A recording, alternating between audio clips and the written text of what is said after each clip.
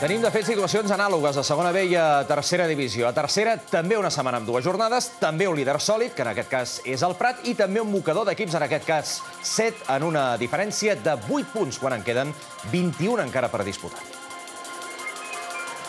Amb el Prat guanyant amb solvència al camp del Rubí, l'Espanyol B jugava a no perdre distància respecte al grup capdavanter i el Terrassa recupera la seva plaça de play-off. Els de Miquel Olmo van poder sumar la primera victòria en els últims 4 partits gràcies al 17è gol de la temporada de Carlitos Martínez. També va poder mantenir el seu lloc de privilegi al Manlleu, tot i arrencar només un punt de la seva visita al camp de l'Europa. Els usonencs van ser capaços de capgirar el gol inicial que havia aconseguit un ex del Manlleu, Guillem Parres. Baruch Ensue, transformant una pena màxima en el minut 37, i Dani Planagumà, amb un gol de traca i mocador en el 47, van donar avantatge als quadribarrats.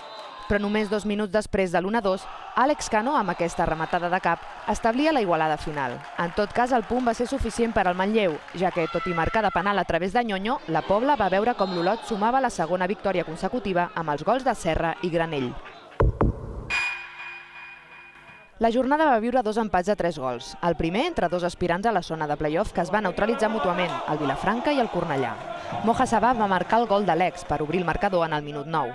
El jove Lucas Gafarot va igualar per als visitants en el 29. Però just abans del descans, Òscar Valerio va firmar el seu 6è gol de la temporada en una acció de davanter centre. Aquest penal que Puig Júnior va transformar en el 57 semblava encarrilar el maig per als del Penedès, però el Cornellà en va tenir prou amb 4 minuts per igualar el partit i endur-se un punt. Boris Garrós en el 73 i Raúl Capó en el 76 van establir el 3-3 definitiu. Per a l'ex del Terrassa va ser el seu primer gol amb el Cornellà. Mateix guarisme a Nou Barris, on la muntanyesa es va avançar amb 2 gols ben diferents. El de Villegas en el minut 28, després d'una jugada de pati de col·legi a l'interior de l'àrea. I el de Gerard Creus en el 59, amb un magnífic llançament de falta directa que va suposar el seu primer gol a la Lliga. El tercer gol del partit també el van marcar els de Miqui Carrillo, però a la seva pròpia porteria. Raúl Barrientos va fer el 2-1 i els del Garraf van reviscolar. En el minut 70, l'ex del Sabadell, Roberto Camacho, amb aquest xuc sec amb l'esquerra, firmava el golaç que suposava l'empat a 2. No va ser tan bonic, però podia ser igualment decisiu el 3-2 que va firmar Alberto Padilla en una pilota dividida dins l'àrea. Amb tot, en el minut 89, Cristian Fernández, sense deixar caure la pilota, va firmar el repartiment de punts en un partit boig. Una altra golejada es va donar en un duel que va permetre al Vic mantenir-se fora del descens i ensorrar-hi un Masnou que va resistir fins a l'inici de la segona part.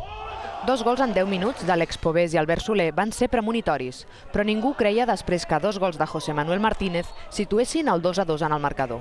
El primer a 5 minuts del descans i el segon només començar la represa. Però el 3-2 d'Albert Soler en el minut 62, el seu 6è gol de la campanya, va posar punt i final a la resistència maresmenca. Guillem Prieto, Àlex Povés i Aleix Trulls van aconseguir el 7, que deixa el Vic a 4 punts per sobre del descens, ja que el duel de la Gramenet, al camp del Balaguer, es va suspendre per la pluja.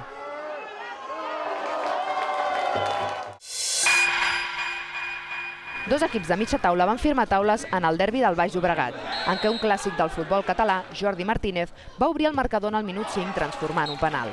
Els d'Albert Poch van capgirar el marcador amb un cop de cap d'Albert Vivó en el minut 38 i amb una hàbil rematada de Biocco en el minut 68, culminant un contraatac. Però una de les incorporacions samboianes en el mercat d'hivern, Cristian del Moral, va igualar el partit en el minut 75 amb aquell xut creuat que deixava els samboians equidistants del descens i el play-off.